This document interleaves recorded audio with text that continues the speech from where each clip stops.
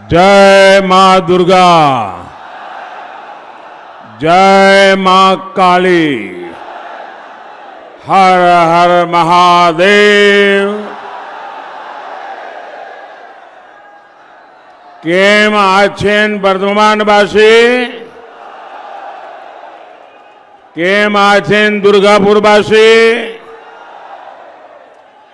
आपना देर सकल के हमारा विनम्र श्रद्धा प्रणाम ओ भालोबासा।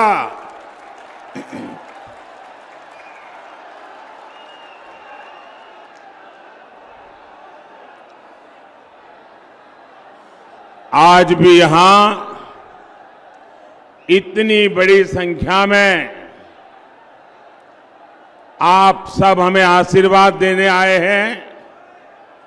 माताएं बहनें भी बहुत बड़ी संख्या में आई हैं। इस समय तो घर में माताओं बहनों को बहुत काम रहता है, खाना पकाना, घर के काम करना, ये सब छोड़ के इतनी बड़ी तादाद में आप आए हैं। ऐसा लग रहा है ये मेरा परिवार। आज मुझे उनके दर्शन करने का अवसर मिला है। साथियों, मुझे देश ने इतना आशीर्वाद दिया है, आप सबने मुझे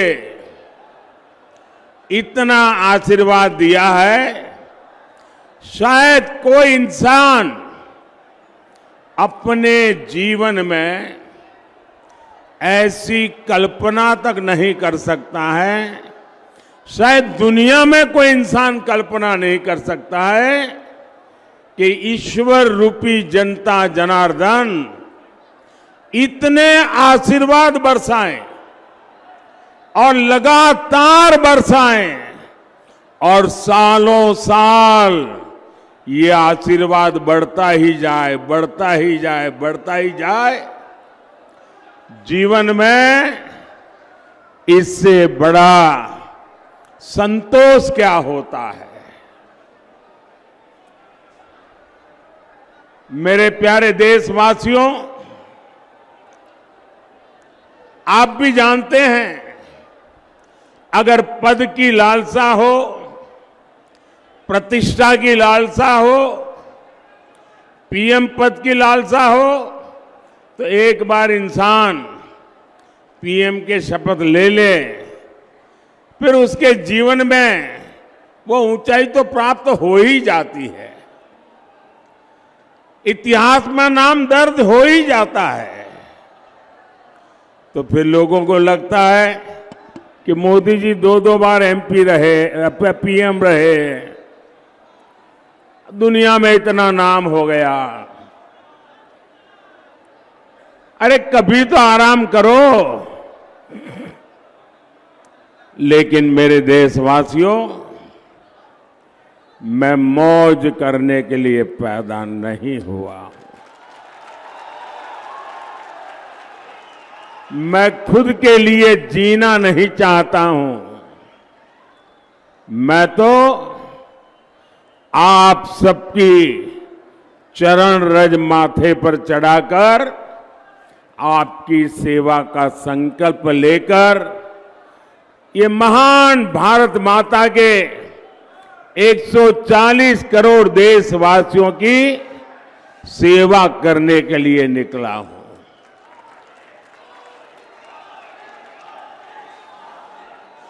मोदी का एक ही सपना है, एक ही सपना, और वो सपना है आपके सपनों को पूरा करना।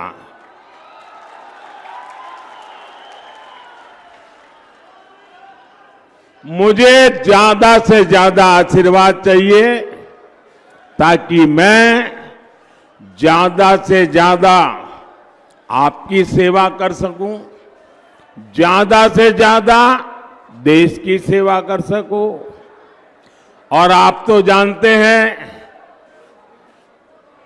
मेरे पास है क्या? न आगे कुछ है न पीछे कुछ है, न ही मुझे किसी के नाम कुछ करके जाना है। मेरे लिए तो आप ही मेरी परिवारजन है। मेरा भारत मेरा परिवार। अगर मेरा कोई वारिस है तो ये मेरे देश के हर परिवार के बच्चे मेरे वारिस हैं। मैं उनके लिए कुछ छोड़ के जाना चाहूंगा। आप ही मेरे वारिस हैं, मेरा अपना कोई वारिस नहीं है। मुझे अपने किसी के लिए कुछ ना करना है ना कुछ छोड़ना है। मुझे जो भी करना है सिर्फ और सिर्फ आपके लिए, आपके बच्चों के लिए, आपके बच्चों की विरासत के लिए करना है। मुझे आपके साथ साथ उनका भी भविष्य बहुत उत्तम बनाना है। महात्मा जी, आप प्रसाद लेके आए हैं? अच्छा भाई, हमारे कैमरामैन जरा वो प्रसाद ले लीजिए। हाँ, मुझे मिल जाएगा, माला आपकी मिल जाएगी। आप कब से वहीं से ले लेंगे, आप वहीं रुकिए, वो ले लेंगे। आप कब से हाथ ऊपर के खड़े, थक जाएंगे। इस उम्र में आप इतना आशीर्वाद दे रहे हैं, मैं यहां से आपको प्रणाम करता हूं जी।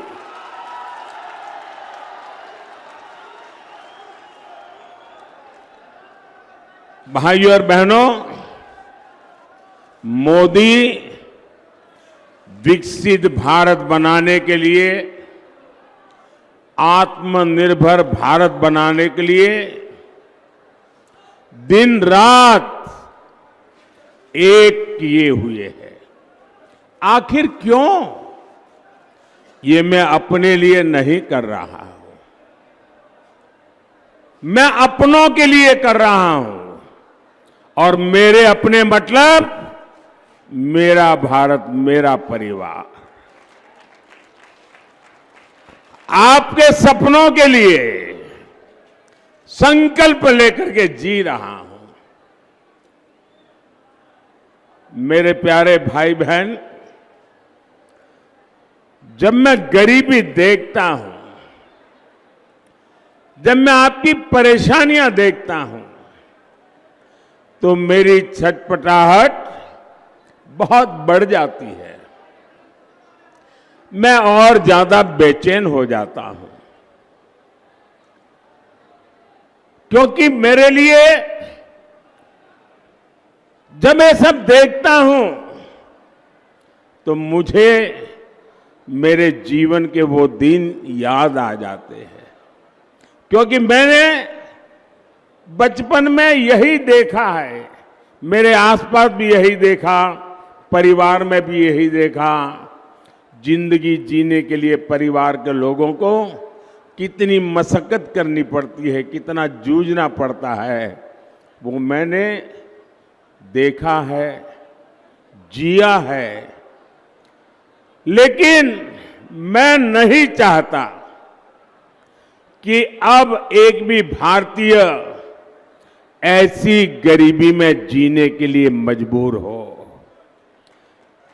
मेरा भारत मेरा परिवार अब गरीबी की जिंदगी नहीं जिएगा।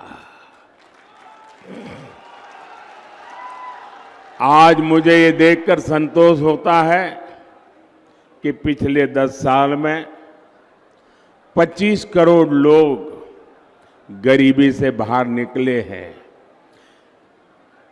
ये मैं संतोष मार करके सोने वाला नहीं हूं। हां, मेरा विश्वास बढ़ गया है कि मैं अगर इतनी मेहनत करता हूं, अगर 25 करोड़ लोग निकल सकते हैं गरीबी से बाहर, आने वाले 5 साल मेहनत जरा ज्यादा करूंगा ताकि सबके सब गरीबी से बाहर आ जाए।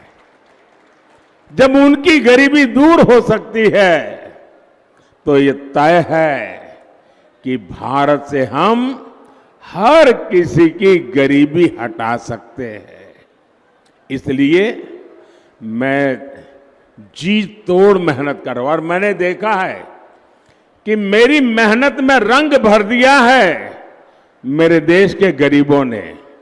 मेरी मेहनत को नई ताकत दी है मेरे देश के गरीबों ने, क्योंकि जब मैंने उनको कहा कि मैं आपको हथियार दूंगा, मैं आपको अवसर दूंगा, आपकी मेहनत गरीबी को परास्त करेगी, और उन्होंने मेरे साथ कदम से कदम मिलाकर के चल दिए और 25 करोड़ लोग गरीबी को ध्वस्त कर करके बाहर निकल आए।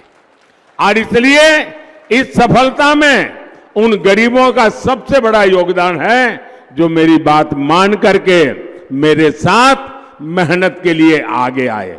और जब मैं उनको कहता था कि आप पहले इतनी मेहनत करते तो नहीं, बोले साहब आपको देखते हैं ना, इसलिए हमको लगता है कि आप हमारे लिए इतनी मेहनत करते हैं तो हमें हमारे लिए और ज्यादा करनी चाहिए।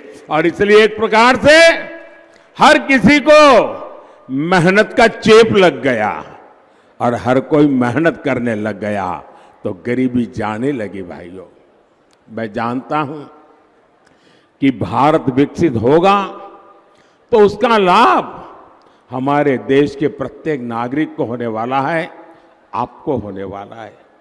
भारत विकसित होगा तो हर भारतीय की आय बढ़ेगी, और जब हर भारतीय की आय बढ़ेगी तो मेरे बंगाल के लोगों की भी आय बढ़ेगी, मेरे दुर्गापुर के लोगों की आय बढ़ेगी। हमारे दिलीप जी इतनी मेहनत कर रहे हैं, यहां तो वर्धमान में और ज्यादा बढ़ेगी। मैं चाहता हूं धान के कटोरे के रूप में वर्धमान की फिर से जय जयकार हो। मैं चाहता हूं इंडस्ट्रियल सिटी के रूप में दुर्गापुर की पहचान देश में ही नहीं दुनिया में सशक्त हो। साथियों, बीते 10 साल में महिला स्वयं सहायता समूहों से 10 करोड़ महिलाएं जुड़ी हैं। मोदी ने इन्हें लाखों करोड़ रुपए की मदद दी है। आज ये स्वयं सहायता समूह अपना व्यापार कारोबार फैला रहे हैं। मोदी ने इन समूहों की 3 करोड़ बहनों को लखपति दीदी बनाने की गारंटी दी है। मोदी गांव देहात की अपनी बहनों को ड्रोन पायलट बनाने में भी जुटा है। इतना कुछ मैं क्यों कर रहा हूं? ताकि मेरी बहनों बेटियों आर्थिक रूप से और सक्षम बने, उनकी आमदनी बढ़े। लेकिन साथियों, ये टीएमसी, ये लेफ्ट और ये कांग्रेस वाले कर क्या रहे हैं? ये दिन रात क्या कर रहे हैं? मोदी का सिर लाठी मारकर फोड़ देंगे। ये कहते हैं मोदी को गोली मार दो। लेकिन मैं भी डरने वालों में से नहीं हूं। और ये नामदार लोग समझ लें, कामदार कभी डरते नहीं हैं। ये नामदार लोग समझ लें, गरीब ने कभी डर करके जिंदगी जी नहीं है। और मैं गरीबी से निकला हूं तो डरना तो मेरी डिक्शनरी में ही नहीं है। और हम गरीब लोग जीत के बड़े पक्के होते हैं। एक बार ठान लिया मतलब ठान लिया। मैंने भी ठान लिया है, जितनी नफरत मुझसे करोगे, जितनी गालियां मुझे दोगे, मैं उससे ज्यादा देशवासियों की सेवा करूंगा। साथियों, लेफ्ट और कांग्रेस और टीएम के पास विकास का विजन ही नहीं है। लेफ्ट, कांग्रेस और टीएमसी किसी राज्य का क्या हाल कर सकती है, ये आप लोग अच्छी तरह जानते हैं। ये बगल में त्रिपुरा लेफ्ट वालों ने तबाह करके रखा था। 35 साल राज किया और पिछले 5 साल में बीजेपी ने पूरे त्रिपुरा की जिंदगी बदल दी। दोस्तों, लेफ्ट वाले गए तो विकास का सूरज उगने लगा। आपके सामने जीता जाता उदाहरण है। देश का विकास करना ये इनके बस की बात नहीं है। इन्हें बस एक ही काम आता है, वोट के लिए समाज को बांटो, देश को बांटो। मैंने कल टीवी पर देखा, यहां बंगाल में टीएमसी के एक एमएलए ने सरेआम धमकी दी। वो कह रहे थे कि हिंदुओं को 2 घंटे में भागीरथी में बहा देंगे। ये कौन सी भाषा है भाई? ये कौन सा पॉलिटिकल कल्चर है? हिंदुओं को बहा दोगे? वाकई क्या हालत हो गई है? बंगाल में हिंदुओं के साथ क्या हो रहा है? ऐसा लग रहा है यहां हिंदुओं को बंगाल में टीएमसी की सरकार ने यहां हिंदुओं को 2ym दर्जे का नागरिक बना करके रख दिया है। ये कैसे लोग हैं? जय श्री राम के उद्घोष से उनको आपत्ति है। जय श्री राम बोलो तो उनको बुखार आ जाता है।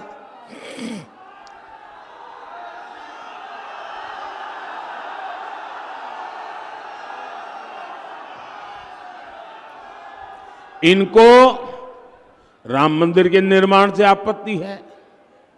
इन लोगों को रामनवमी की शोभा यात्रा से आपत्ति है। मैं आज पूछना चाहता हूं टीएमसी सरकार से, यहां संदेश खाली में हमारी बहनों के साथ, हमारी दलित बहनों के साथ इतना बड़ा अपराध हुआ, पूरा देश कार्रवाई की मांग करता रहा, टीएमसी उसके गुनहगार को बचाती रही। क्या सिर्फ इसलिए क्योंकि उस गुनहगार का नाम शाहजहां शेख था? भाइयों बहनों, कल जब मैं एयरपोर्ट पर उतरा तो एयरपोर्ट पे अपने कुछ कार्यकर्ता मुझे आए थे, मिलना हुआ, उनसे बातें हो रही, तो उन्होंने मुझे एक गाना सुनाया, एक गीत दिया। संदेश खाली की बेटियों ने, वो कोई संगीतकार लोग नहीं है, वो कवि लोग नहीं है, वहां पर मजदूरी करने वाली बहनें, ऐसी बहनें टेबल थपथपाकर कर संदेश खाली की मुसीबतों का एक गीत वो गा रही थी। वो गीत मैंने सुना, बंगाली में गीत है, लेकिन मैं अपने आंसू रोक नहीं पाया। मैं तो हर बंगाली को कहूंगा को संदेश खाली की उस बहनों का गीत जरूर सुने। इतना भाव विभोर करने वाला वो गीत है, यानी जो बंगाली नहीं है वो भी समझ जाएगा। और मैं उन 3-4 बेटियां जो गा रही है ना, उनको मैं बहुत बधाई देता हूं कि उन्होंने किस प्रकार से अपनी बात को पहुंचाया है। साथियों, ये टीएमसी तुष्टीकरण में लगी हुई है। आप मुझे बताइए, क्या वोट बैंक इंसान से भी बड़ा हो सकता है क्या? क्या ये तुष्टीकरण मानव धर्म से भी बड़ा हो सकता है क्या? साथियों, अब एक नया बात लेकर के आए हैं वोट के भूखे लोग। अब 2 चरण में उनकी दुनिया डूब चुकी, तो खुलेआम एक नया खेल लेकर के आए हैं और पढ़े लिखे कांग्रेस का खासम खास परिवार उसका प्रवक्ता है। अब ये कहते हैं मोदी के खिलाफ वोट जिहाद करो। जिहाद क्या होता है ये हमारे देश के लोग भली भांति जानते हैं। हमारे देश में दशकों से ये वोट जिहाद का खेल पर्दे के पीछे चलता था, चुपचाप चलता था। पहली बार वो इतने हताश और निराश हो चुके हैं कि खुलेआम अब वोट जिहाद की सार्वजनिक माइक पर घोषणा कर रहे हैं। इसलिए वोट जिहाद की इस अपील पर कांग्रेस का शाही परिवार चुप है, यहां टीएमसी का परिवार चुप है, लेफ्ट का परिवार चुप है। यानी कांग्रेस हो, लेफ्ट हो, टीएमसी हो, ये इंडी अलायंस के जो भी चट्टे बट्टे हैं सारे के सारे वोट जिहाद से सहमत है। जो लोग वोट जिहाद करने वाले हैं, क्या आप उनको उत्तर देंगे कि नहीं देंगे? उत्तर देंगे कि नहीं देंगे? कैसे उत्तर देंगे? कैसे उत्तर देंगे? पूरी ताकत से वोट करके उत्तर देंगे और हम हमारा वोट देश के लिए देंगे। हम प्रतिक्रिया नहीं करते हैं, हम विकसित भारत के लिए वोट करेंगे। आपनी देशेर नामे, आपनी देशेर नामे भोट करुन विकसित भारतेर जन्नो भोट करुन। साथियों, टीएमसी हो, कांग्रेस हो या लेफ्ट हो, ये जो इंडिया अलायंस है ये अपने वोट बैंक के हितों के लिए कुछ भी कर सकते हैं।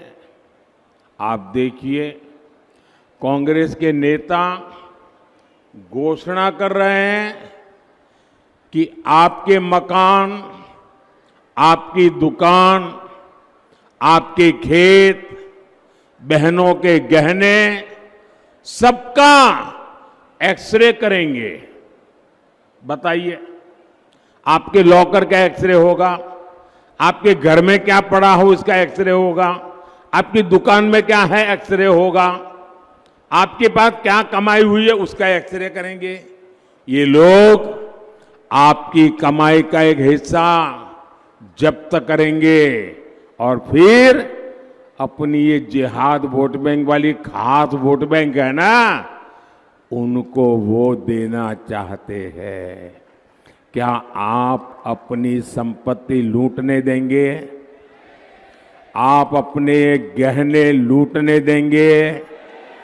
आप अपना मंगलसूत्र छीनने देंगे?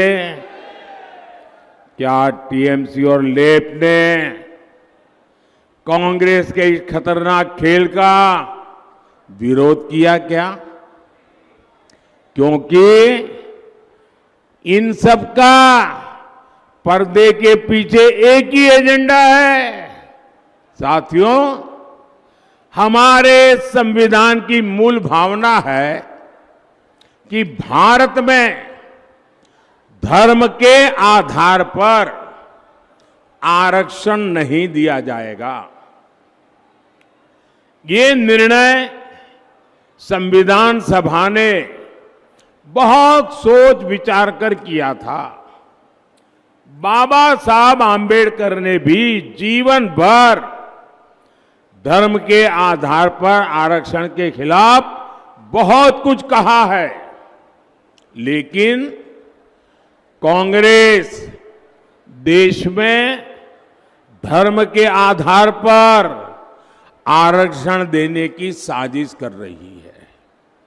ये एससी, एसटी, ओबीसी के हक का आरक्षण उनसे छीन करके अपने खास वोट बैंक, जिहादी वोट जहां से मिलने वाला है, उनको देने के लिए संविधान बदलना चाहते हैं। मैंने सोचा कांग्रेस इतना पागलपन क्यों है उसके विषय में। तो मैंने कुछ लोगों को पूछा, मैंने कहा भाई क्या ये क्यों ऐसा कर रहे हैं। बोले उनका सीधा सीधा हिसाब है कि वो अब दलितों को, आदिवासियों को और ओबीसी, उनको जबरदस्त सजा करना चाहते हैं। मैंने कहा दलित, आदिवासी और ओबीसी को सजा क्यों? बोले सजा इसलिए करना चाहते हैं कि मोदी आज जो बैठा है ना, उसका कारण अब दलित मोदी को वोट देता है, आदिवासी मोदी को वोट देता है, ओबीसी मोदी को वोट देता है। और इसलिए 50 साल तक जो कांग्रेस के साथ रहे, वो दलित, आदिवासी और ओबीसी कांग्रेस से खिसक गए, मोदी के साथ चले गए, मोदी का काम देख करके चले गए। तो अब उनको लगता है कि अब दलितों को, आदिवासियों को और ओबीसी को सजा करे। और उनके पास जो सबसे बड़ा हथियार है आरक्षण का, वो लूट लें और मुसलमानों को खुश करें, धर्म के आधार पर ये आरक्षण उनको दे दें ताकि उनकी वोट बैंक की राजनीति चलती रहे। और इन्होंने ये पाप कर्नाटका में ऑलरेडी शुरू कर दिया है। टीएमसी लेफ्ट इतने बड़े भयंकर पाप में भी चुप है। और मैं पिछले 10 दिन से लगातार कांग्रेस को 3 चैलेंज कर रहा हूं, लेकिन वो मौन रख करके बैठ गए हैं। मेरा पहला चैलेंज है कि कांग्रेस और इंडी गठबंधन वाले देश को लिखित में विश्वास दें कि वे धर्म के आधार पर आरक्षण में, संविधान में कोई भी परिवर्तन नहीं करेंगे। दूसरा मेरा चैलेंज है, ये लिखित में देश को वादा करें कि एससी, एसटी, ओबीसी का आरक्षण छीनकर धर्म के आधार पर किसी को भी नहीं बांटेंगे। मेरा तीसरा चैलेंज है, वो लिखित में दे, जहां इनकी राज्य सरकारें हैं वहां ओबीसी का कोटा काट करके धर्म के आधार पर मुसलमानों को आरक्षण नहीं दिया जाएगा। मेरी 3 साफ साफ मांग है भाई, मेरी चुनौती है उनको, मेरी चैलेंज है। 10 दिन हो गए, मुंह पे ताला लगा करके बैठ गए हैं और पैर कांपने लगे हैं, जवाब क्या दें। और इसलिए देश के हर एससी, एसटी, ओबीसी को ये इंडी गठबंधन के इरादों से सावधान रहना है। ये आपको सजा देने के मूड में है, आपके पास जो है वो लूटने के मूड में है। साथियों, मोदी जिंदा है ना, तब तक मैं लूटने नहीं दूंगा। मेरे दलित, आदिवासी, ओबीसी भाई मुझ पे विश्वास करें, मोदी जिंदा है, वो आपका हक की एक भी चीज लूटने नहीं देंगे।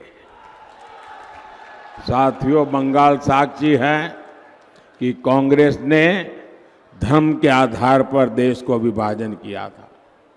पड़ोसी देशों में जो हिंदू, बौद्ध, जैन, ईसाई, पारसी, ये सारे अल्पसंख्यक वहां पर रहते थे, तब उनको संरक्षण देने का वादा किया गया था।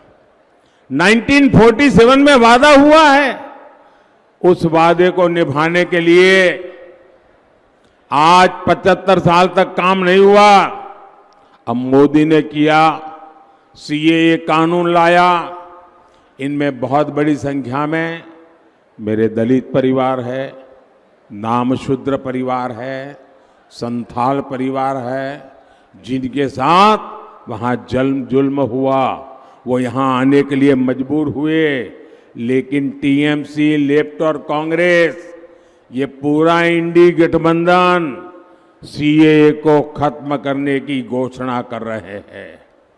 आप सावधान रहिए, ये अपने वोट बैंक को खुश करने के लिए किसी भी हद तक जा सकते हैं।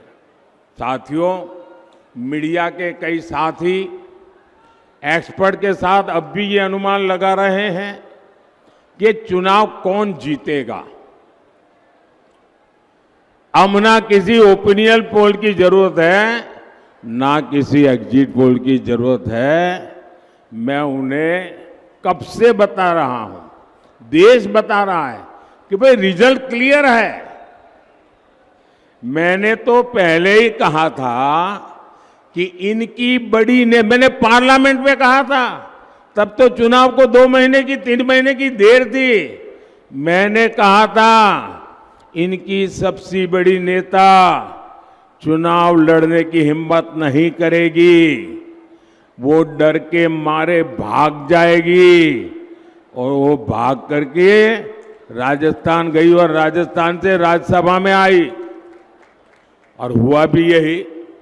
मैंने पहले ही बता दिया था कि शाहजादे वायनाड में हारने वाले हैं, और हार के डर से जैसे ही वायनाड में मतदान समाप्त होगा, वो दूसरी सीट खोजने लग जाएंगे।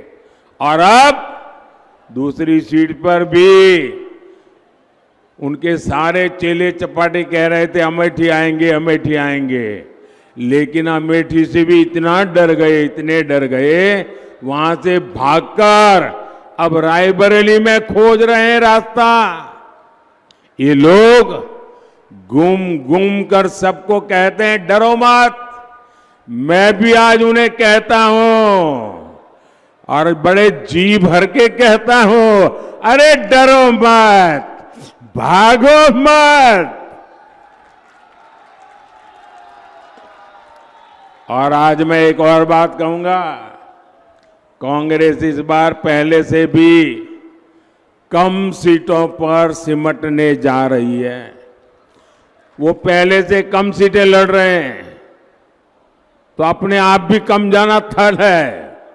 अब देश भी समझ रहा है कि ये लोग चुनाव जीतने के लिए चुनाव नहीं लड़ रहे हैं, ये सिर्फ और सिर्फ देश को बांटने के लिए चुनाव के मैदान का उपयोग कर रहे हैं। भाई और बहनों, इंडी गठबंधन सिर्फ एक वोट बैंक के लिए समर्पित है, जबकि हम सबका साथ, सबका विकास के मंत्र पर काम करने वाले लोग हैं। मोदी ने 10 साल में बंगाल के गरीबों के लिए, दलित, आदिवासी पिछड़ों के लिए 38 लाख से ज्यादा पक्के घर बनाए हैं, करीब करीब आधा करोड़। मोदी आज बंगाल के 6 करोड़ जरूरतमंदों को मुफ्त राशन दे रहा है। मोदी ने बंगाल के 80 लाख से ज्यादा घरों तक नल से जल पहुंचाया है। मोदी ने बंगाल के 5 करोड़ लोगों के जनधन खाते खोले। मोदी ने पीएम सुरक्षा बीमा योजना अंतर्गत जीवन ज्योति योजना के तहत मामूली प्रीमियम पर गरीबों का बीमा किया। मुश्किल समय में ऐसे गरीबों को अकेले बंगाल में 450 करोड़ रुपए की क्लेम राशि दी गई है। मोदी ने वर्धमान के लाखों किसानों की पीएम किसान सम्मान निधि के तहत करीब 500 करोड़ रुपए इस वर्धमान इलाके में दिए। इसका लाभ यहां जो आलू के किसान हैं उनको मिला है। साथियों, लेकिन मुझे अफसोस होता है कि मोदी के प्रयासों पर टीएमसी हर तरह से डाका डालने पर तुली है। केंद्र सरकार की हर योजना में यहां टीएमसी के तोलाबाज लूटपाट मचा रहे हैं। टीएमसी के तोलाबाजों ने शिक्षकों की भर्ती में लाखों नौजवानों के साथ धोखा किया है।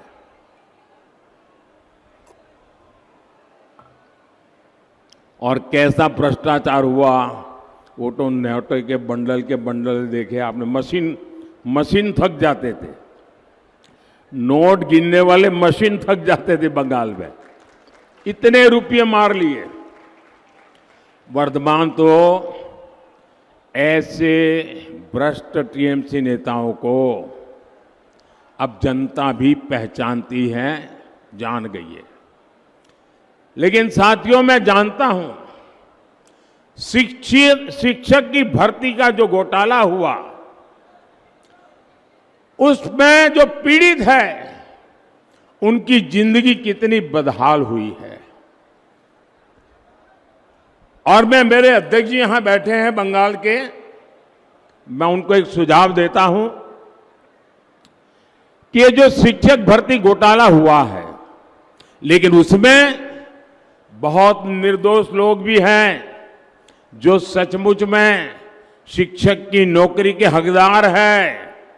ये बाकियों के पाप के कारण ये निर्दोष लोग भी मुसीबत में गिर गए हैं। मैंने पश्चिम बंगाल के हमारे बीजेपी के अध्यक्ष जी से कहा है कि हम पार्टी के तौर पर ये जो शिक्षक भर्ती में जिनकी नौकरी गई है, उसमें नेक ईमानदार लोग हैं, हम उनकी मदद कैसे कर सकते हैं। मैंने बंगाल बीजेपी से कहा है कि प्रदेश स्तर पर एक लीगल सेल और एक सोशल मीडिया प्लेटफॉर्म बनाया जाए। इससे उन लाभार्थियों को मदद होगी जो डॉक्यूमेंट्स सही होने के बाद भी इस घोटाले के शिकार हुए हैं।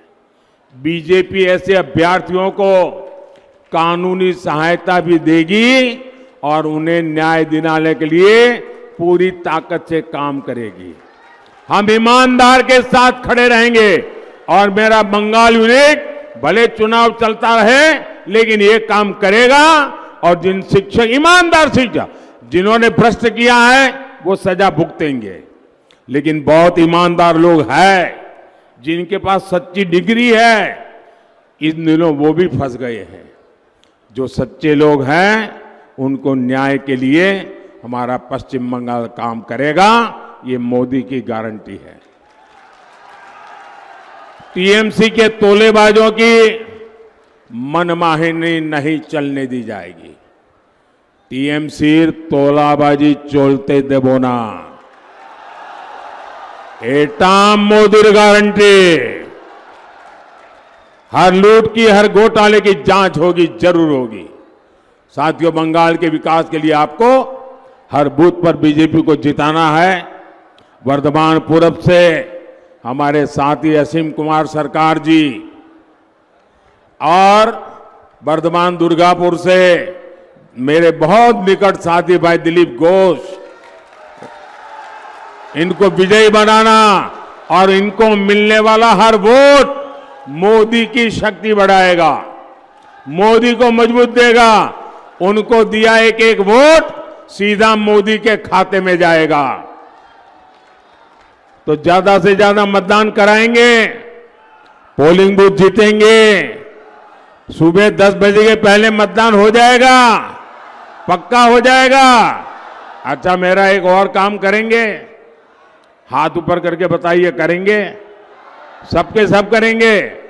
यहां से जाने के बाद घर घर जाना, सब परिवारों में जाना और कहना मोदी जी आए थे और मोदी जी ने सबको जय श्री राम कहा है। बोलिए भारत माता की, भारत माता की, भारत माता की। बहुत बहुत धन्यवाद।